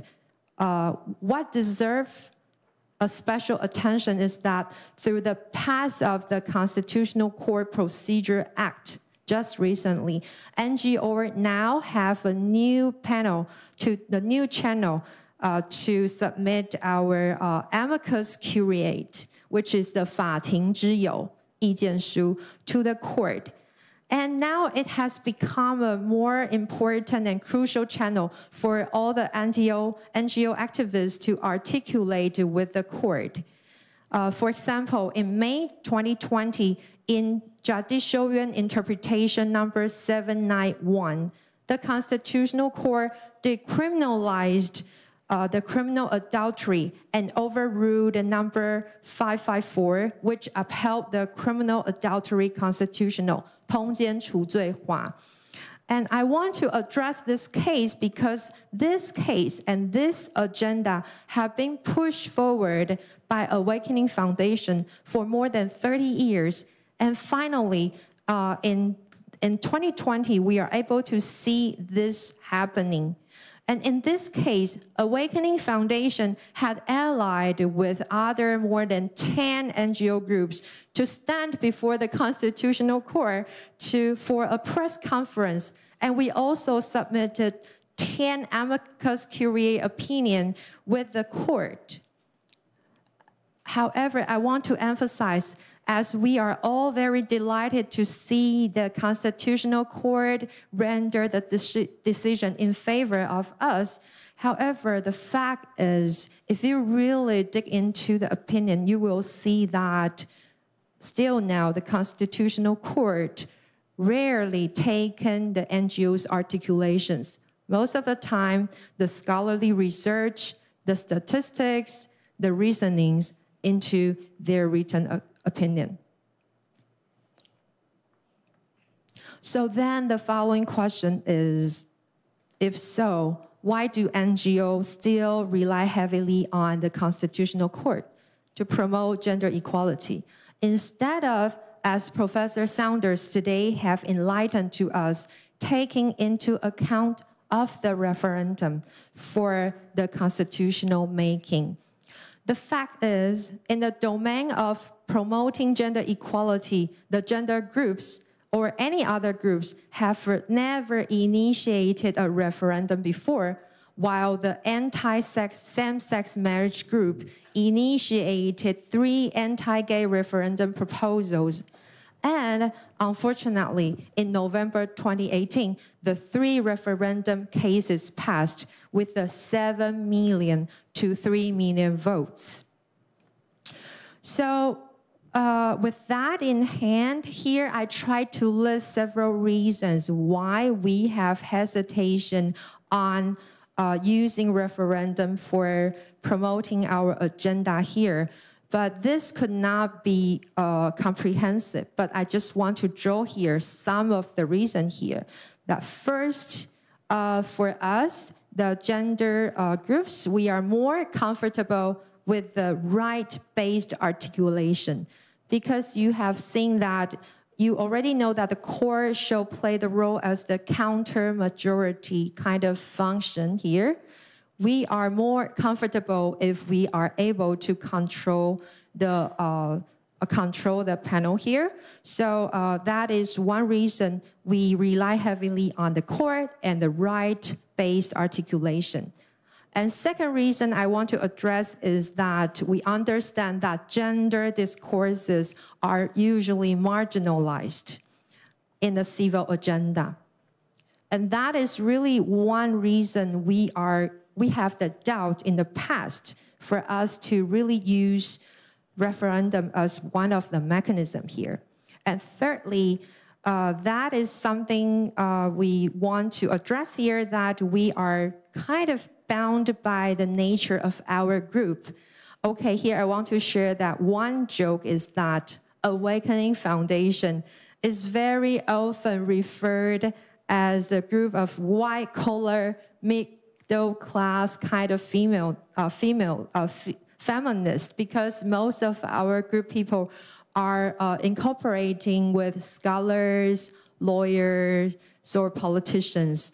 And with that in hand, we are naturally be comfortable with the approach we have taken. And fourth, most importantly, we need to allocate our limited resources efficiently. As you want to know that in Awakening Foundation, we only have 5 to 6 workers working with us. And really, you will see there are plenty of gender issues to be tackled. So really, maybe the Constitutional Court is one way for us to really better allocate our resources efficiently. So with all that in hand, when anti-gay groups have many political and economic resources to mobilize to push gender equality backwards, NGO groups have also realized that in the future, we must be able to fight in multiple fronts.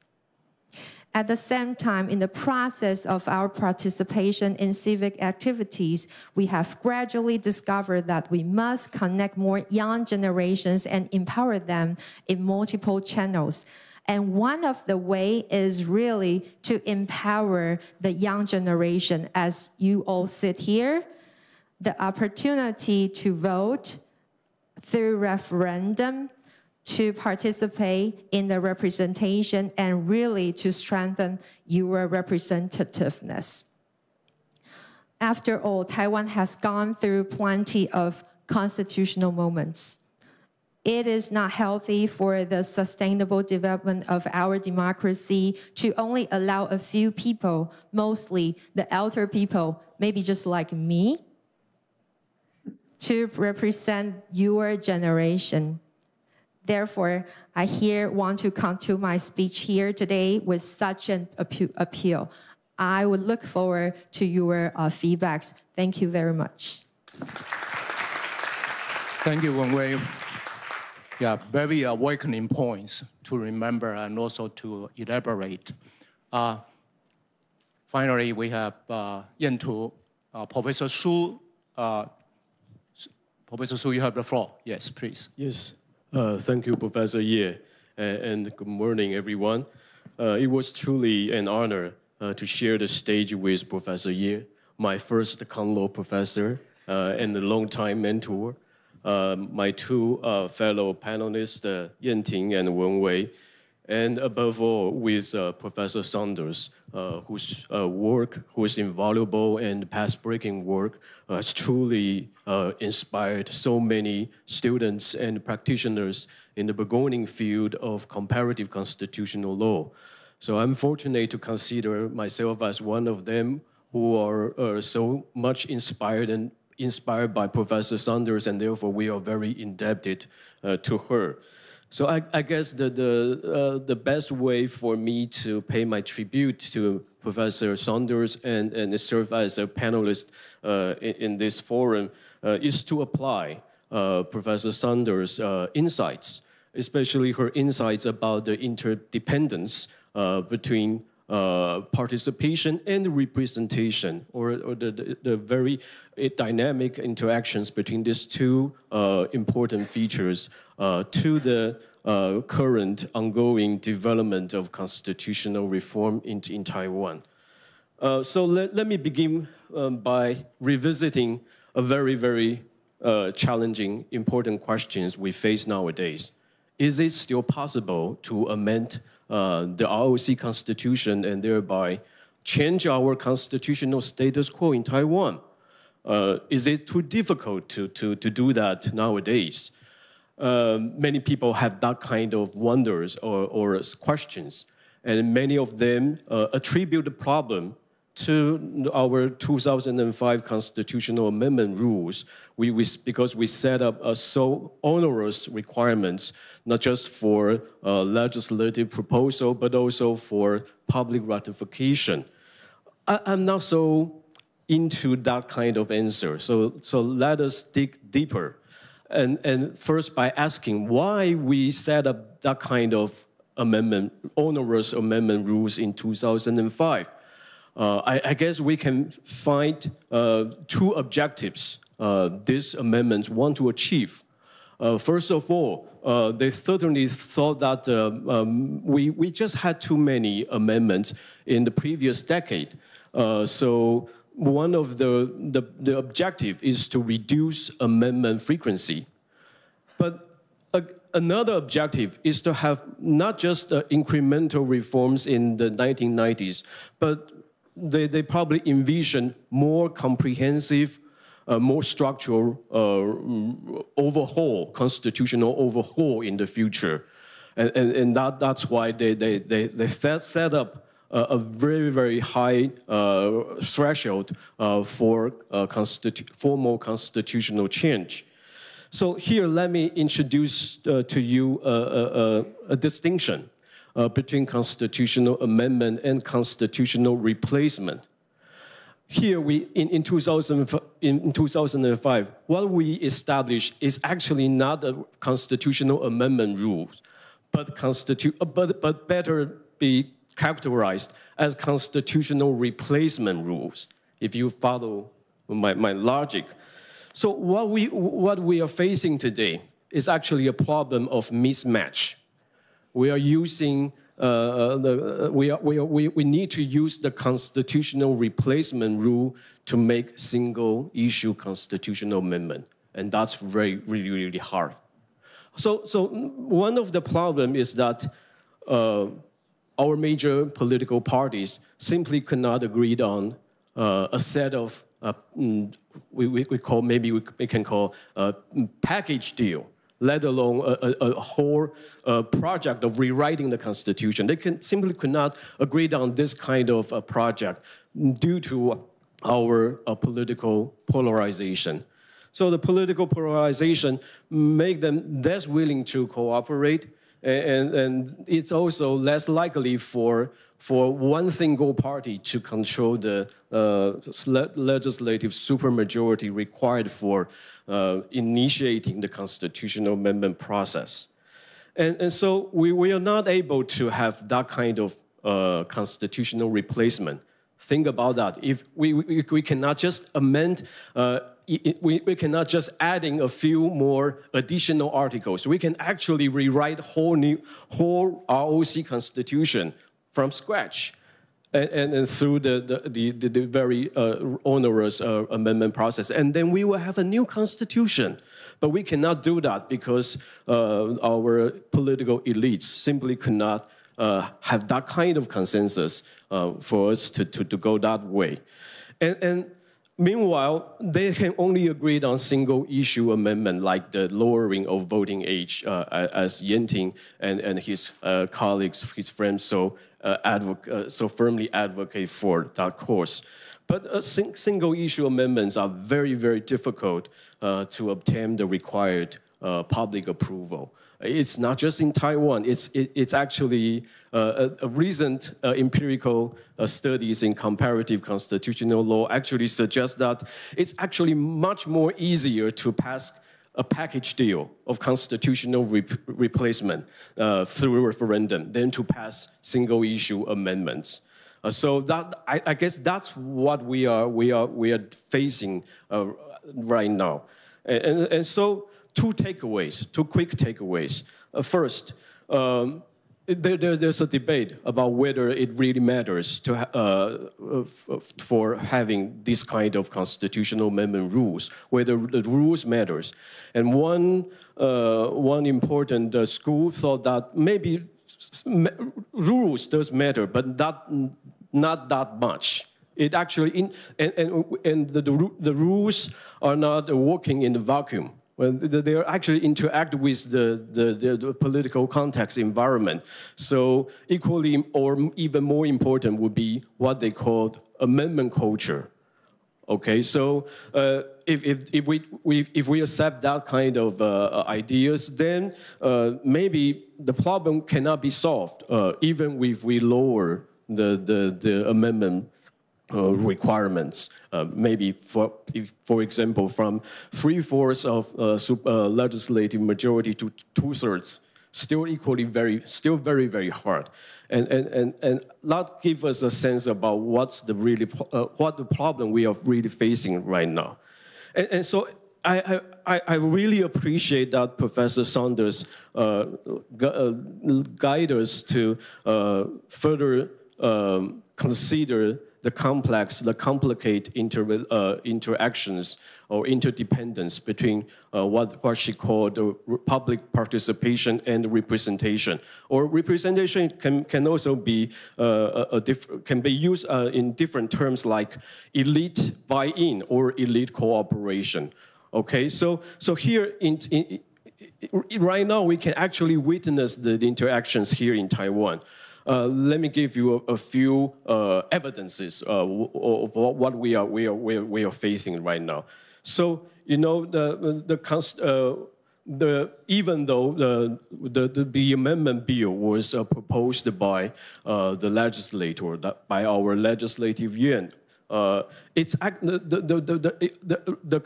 required constitutional referendum actually has the effect of setting the political deadline for the legislators to do so. You know, because we know that it takes 9.65 million people to vote yes, to pass a referendum. So we know that turnout is a really big issue. So therefore, the constitutional referendum, if there is going to be to have one, it must be held in conjunction, held together with a nationwide elections. So that we will have at least some general turnout around 65%. Even in that turnout, it actually takes, if my math is correct, you actually take 77% voters turnout and say yes to the for the referendum to pass. So because that kind of calculation, so it actually set a political deadline for legislator to move. They really need to deliver something in before March 2022 for anything to happen. So that's a strong power.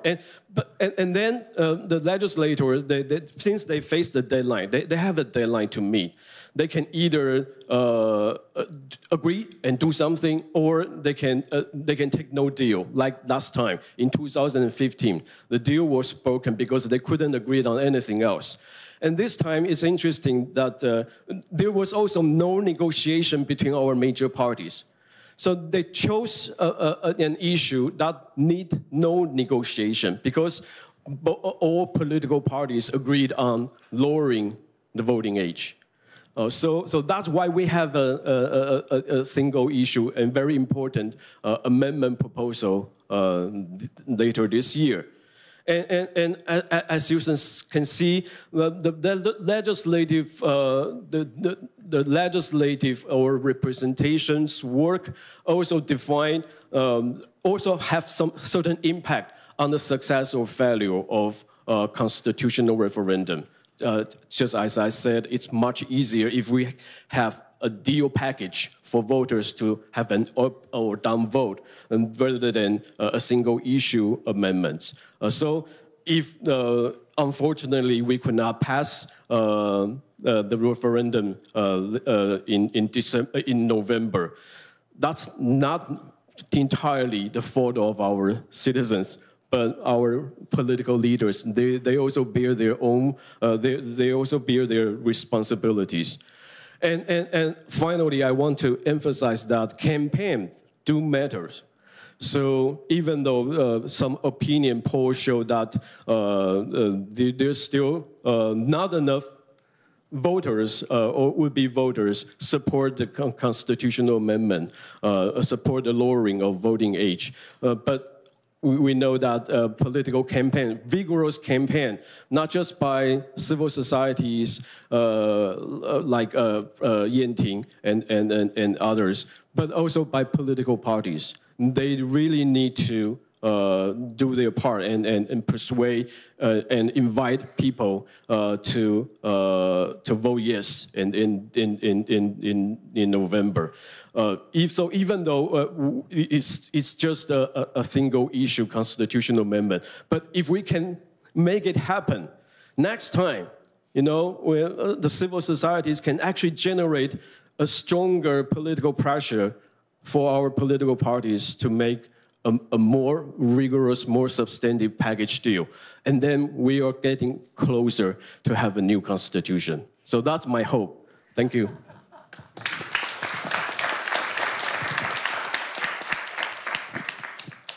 Thank you, great. I'm happy that we have some dialogue with Professor Saunders' presentation, and that actually sort of lay out all of the factors and elements and considerations in the realm of constitutional making, particularly those were all drawn from competitive experience that happen in every part of the world, including in the past and something going on right now, and maybe and we are sure that there will be more cases in the future for us to look to. I'm happy that we have lots of participation from the university and from the society, notwithstanding, notwithstanding this is an online forum. But we have some of the questions, we have some of the questions from the floor, some may be addressed from the Slido, and some may be able to present from the floor. I'm particularly sort of interested in getting some of our guests, to address, to talk about, particularly young scholars and from the floor. And I also would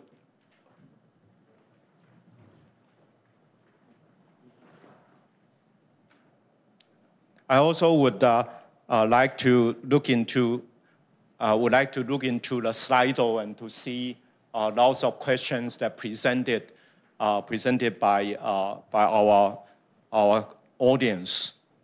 Let me name this question first, and then I'm going to invite some of you from the floor. Together we are going to have somehow Q&A discussion. The first question from the floor addressed to Professor Saunders is that what is the general picture from comparative constitutional law on age criteria for civil rights exercises? That is voting age issue. It's not going to ask you for the statistics, but some general picture about that. And also, has a referendum lowering the age limit ever succeeded so basic rights of minorities could be exercised? So this is the question addressed from the Slido. And of course, there are more, but let me just mention the other one. There is a question for general, not for Professor Saunders, and that is there really a consensus on constitutional amendment in Taiwan to support the current referendum initiative? Well, it's actually a question, and this we do an empirical study. Otherwise, we don't know. But we would like to have our general reflection about that, if anyone has some thought about that, particularly our discussion from the in the panel.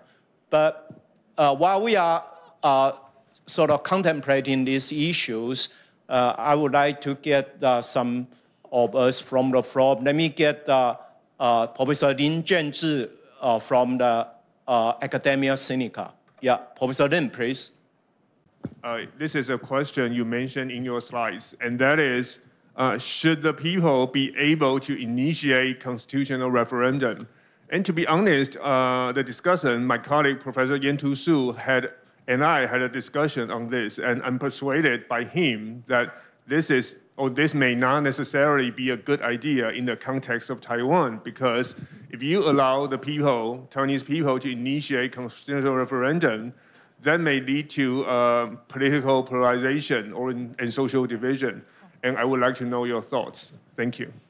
Yes, and we have Professor Chang with National Taiwan University. Professor Chang, please. Cheryl, thank you so much for this wonderful lecture. I think you are definitely delivering a very successful one here. And we really wish that you could be here in person, but definitely that's going to happen.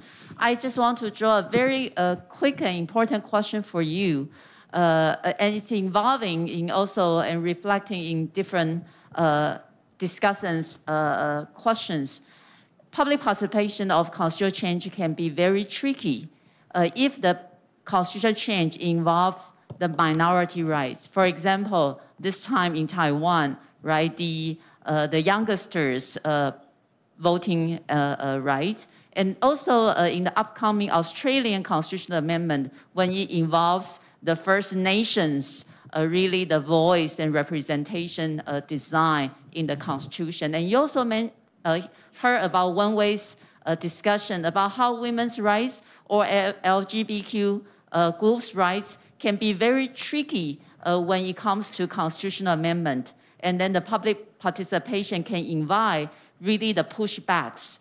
How will you think about this? Thank you. I think let's get this for the first round, and we'll open to more questions. We have one question about the initiation of public referendum for constitutional revision and the wisdom to that, you know, and also that First Nation issue and representation, and reflecting to different kind of groups in the process of a constitution. Can we get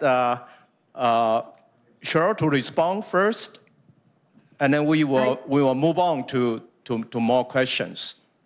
Yes. Yeah. Do you want me to respond to the one on age limits as well? Yes, if you could. Yes. Okay. So quick answers to those three very interesting questions. Of course, I have no quantitative answer to the question about age limits. I'm sure it would be possible to generate that with a bit of work. But my impression is that 18 is a fairly normal age limit for the exercise of political rights, and that, if anything, the pressure is downwards. So there is now beginning to be discussion about dropping the age limit to 17 or 16 in countries around the world.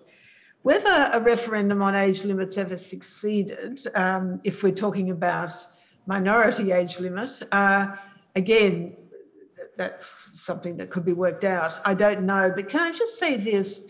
I'm a little bit less depressed than Professor Xu about the possibility of single-issue referendums getting up. I mean, there's a sense in which the referendum that's coming in Taiwan, and I understand the difficulty of turnout, and that's obviously significant in the Taiwanese context, but if you can just get it over the line, it will be a wonderful precedent. It will have energized and engaged young people in constitutional change, which is very hard to do in many parts of the world. It will have made them aware of the Constitution and of the processes for change. And it will have done so in a way where apparently the political parties are both supportive, which is also not a bad culture to be setting.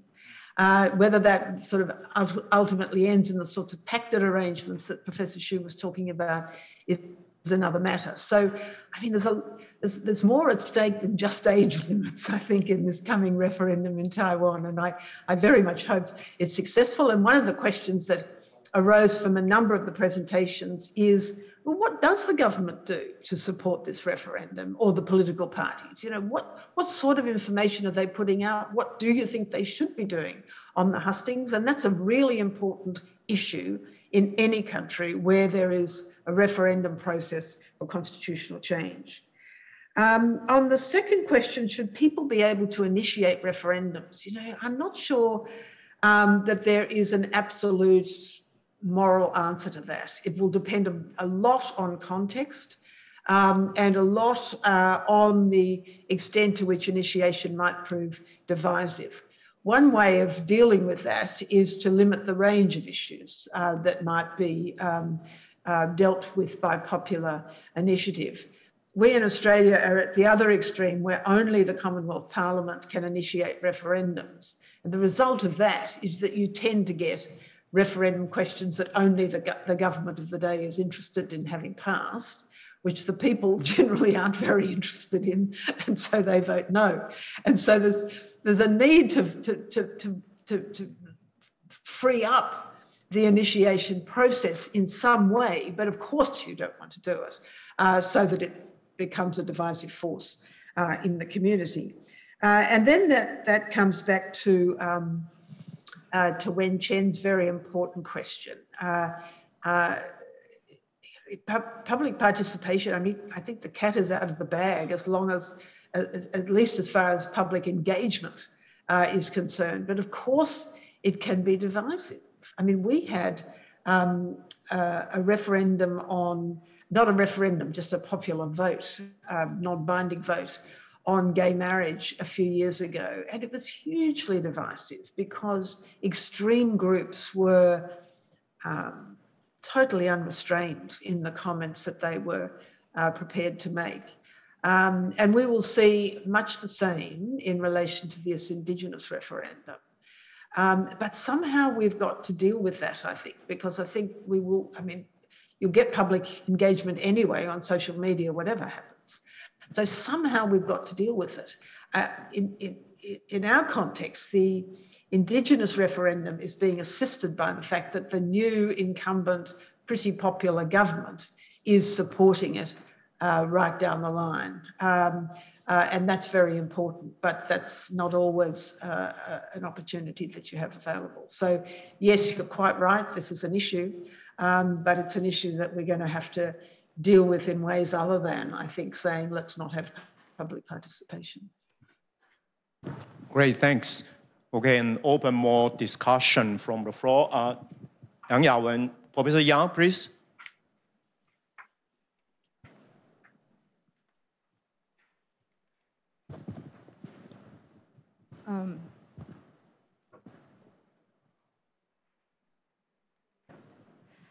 I'm Yawen Yang, a research fellow at the Institution of Law Academia Sinica, and thank Professor Saunders for this insightful talk. It showcases a fruitful research trajectory and bring about a significant theme for future discussion. And I'm particularly curious about your thoughts on the future of constitutionalism under strong public participation of constitutional change. I'm no expert of comparative constitutional law, but my intuition is that one normative implication of systematic and intensified public participation is that it will necessitate a weaker and thinner idea of constitutionalism, since the idea of constitutionalism stands for a series of substantive values that we shielded from majoritarian changes. So the stronger an idea of constitutionalism that we have, the less space that we will offer to dynamic public participation for constitutional changes. And one related institutional implication may be that the constitutional court's authority to invalidate the output of strong public participation shall be weakened, and therefore the possibility of unconstitutional constitutional amendment may become remoter. And for some commentators, this is an unwelcome development because they think this may undermine the safeguard for individual liberties. And I think this also resonate what Professor Zhang just asked. But the Kenya BBI decision that you just mentioned may also represent a very interesting counterexample to this comment. So may I invite you to share your thoughts on the potential tension between constitutionalism and public participation in constitutional changes? Okay, whether there is any further question or Cheryl? Yeah. Are you ready? Are you ready to respond to that question? Yep. Constitutional? Yes, please. Yes.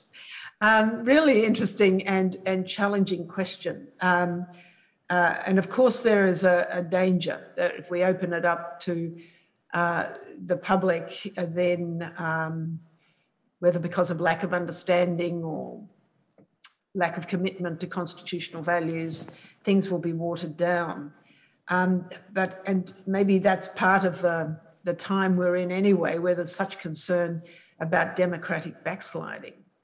But it's hard to freeze the system because we can't put all our faith for everything in constitutional courts. Constitutional courts and courts with a constitutional jurisdiction play an extraordinarily important role in constitutionalism. But we've just seen from what's happened in the US that if you put too much weight on judicial decisions and let the views of representatives and the views of the people just slide away on a completely different tangent, then that's a problem too. And so somehow we've got to bring it back. And it's also true that in many of our systems, you know, the views of representatives are not terribly supportive of values of constitutionalism either. And I think to some extent they are losing track of what constitutional values are. So the question is whether we can harness these processes in a way that is more constructive, that are actually educational, that help people to see why constitutions matter. And how constitutional values can actually be useful and important for everyone, all of us, in establishing stable, prosperous societies. There's a sense in which that movement towards mini publics that I mentioned is a positive one. I mean, those are assemblies comprising, you know, maybe 100 people, but rather than just reacting on social media, they're being brought together in some sort of context where they get to know each other, where they get balanced presentations from people with a range of different views, and where they come out with ideas. And for that Irish assembly that I mentioned in my talk, to have come out positively in favour of abortion rights under the Irish constitution, which everybody thought was completely impossible, is a remarkable thing. Now, one of the interesting things about this mini public development is that it tends to be happening primarily in Europe. It's certainly hasn't caught on elsewhere in the world, whether that's for cultural reasons or whether it's for economic reasons. But it's something that I think it would be worth thinking about in all our countries, whether that sort of process can be harnessed and to develop public participation in a way that's positive. Can I also just add one point, and it's really an answer to that earlier point of Wen Chen's. Even though I completely agree with her that when a change involves minority rights, it can encourage a very bitter and unpleasant debate. And even though I said that happened in the Australian context in the gay marriage plebiscite,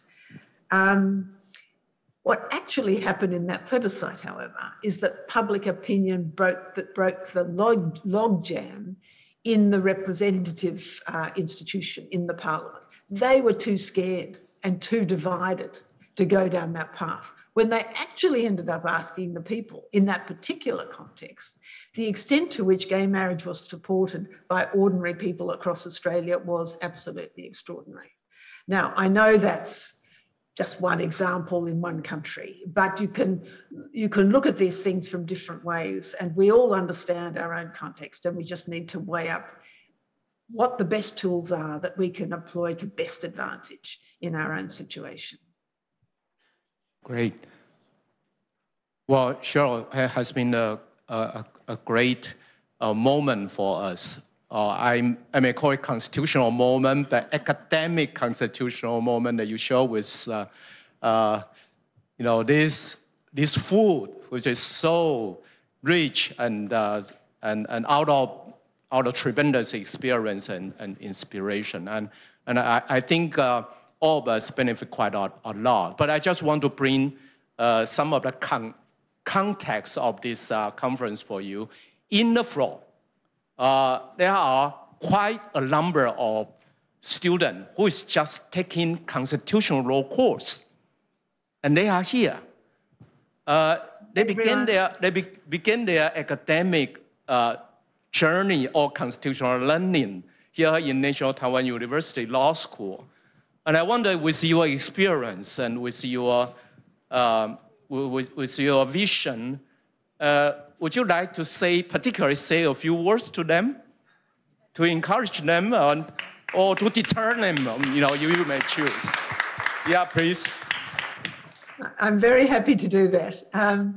Let me just say that constitutional law and comparative constitutional law is one of the most important and interesting parts of a law school curriculum, and I hope you really enjoy it. One of the important things that has always occurred to me, Professor Ye mentioned in introducing me that I began as an Australian constitutional lawyer, and that's true. I have a really deep knowledge of my own constitutional system, and that has stood me in very good stead in comparative constitutional law, because it helps me to understand that everybody else has very complex and deep constitutional systems as well. It's not just us, and we look and sort of can give advice to everyone else. Everybody needs to be really steeped in their own constitutional system, and then they can really begin drawing on all the wonderful insights that you can get from the rest of the world. Let me also say this, don't get discouraged. Constitutional law can be hard as well, much harder than other branches of law where the answers are always more certain. And so in my experience, students can sometimes get a bit frustrated with constitutional law because you're always saying, well, on the one hand this and on the other hand that. But it's such a rewarding field of intellectual and practical study that I really hope you enjoy it very much.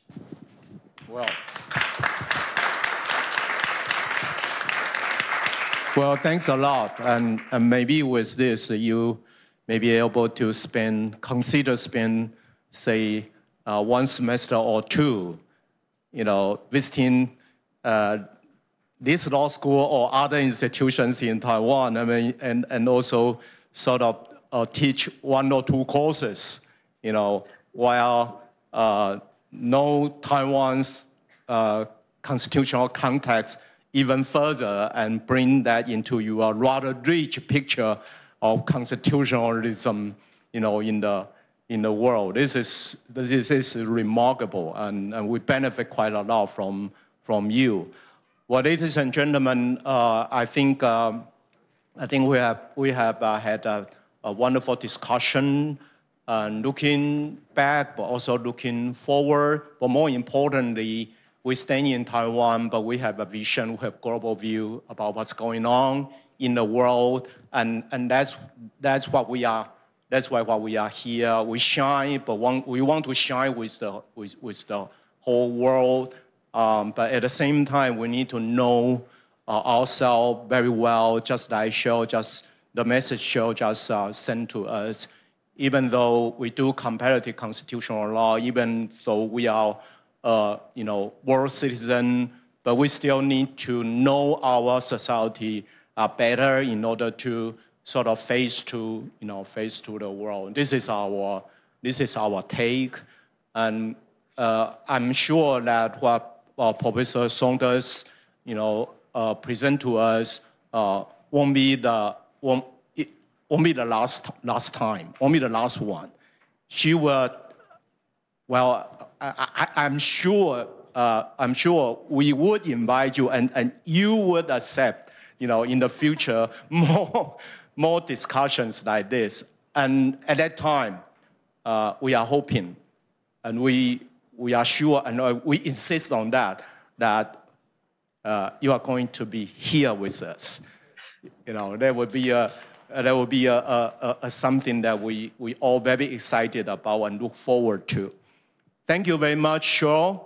I wish you your present day and health, and also thank you for our discussion and for all the participants here. And we look forward to further discussion in the future. Thank you. Shall we take a photo? Shall we take a photo like with that in the background? Yes. Yes. Let's freeze the moment for future. Okay.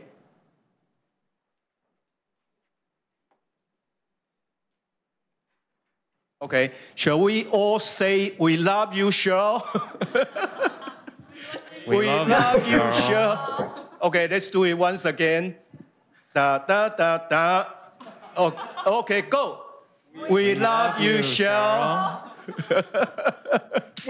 Thank you all very much for a really exciting Masters Forum. I appreciate it enormously, and for your hospitality. I look forward to meeting in real life soon.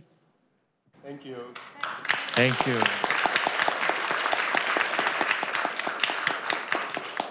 Thank you, Professor Saunders. Thank you, Professor Ye, for this inspiring discussion. The 2022 Tang Prize Masters Forum in Rule of Law has now come to an end. For the audience right here and everybody online, we thank you all for your participation and hope you have a nice day. Thank you.